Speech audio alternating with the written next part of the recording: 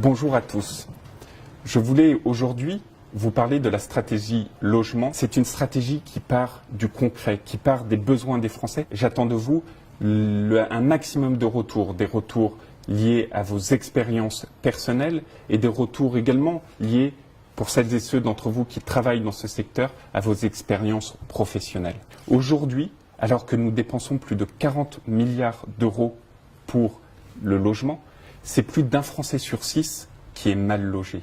Le système ne fonctionne donc pas. Pour améliorer le système, nous sommes partis de l'attente des Français, exclusivement dédiée à des réponses aux problèmes observés par les Français. Pour ceux qui aujourd'hui vivent dans des endroits où les loyers sont trop élevés et les logements sont trop chers, nous allons effectuer un véritable choc de l'offre, c'est-à-dire que nous construirons plus et moins cher, en modifiant profondément le système fiscal qui aujourd'hui est ubuesque, en simplifiant les normes, mais avec toujours ce souci d'avoir un résultat aussi performant, et également en luttant contre les recours, ces recours abusifs qui font qu'aujourd'hui plus de 30 000 logements ne voient pas le jour sur le territoire.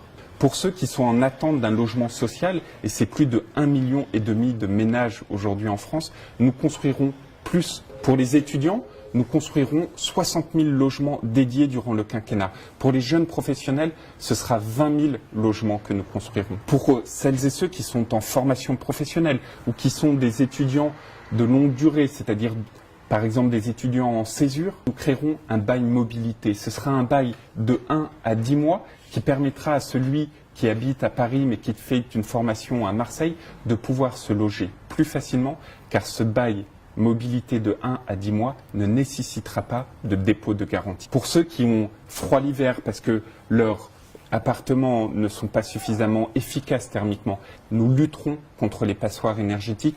Nous réduirons de moitié le nombre de passoires énergétiques pendant le quinquennat. C'est notamment l'objet du plan climat présenté par M. Hulot. Et pour celles et ceux qui sont sans abri, c'est plus de 140 000 de nos concitoyens aujourd'hui, nous créerons plus de logements qui leur sont dédiés et surtout nous améliorerons leur accompagnement. Le résultat qui compte, ce ne sont pas les chiffres, ce ne sont pas les études, c'est vraiment la perception des Français.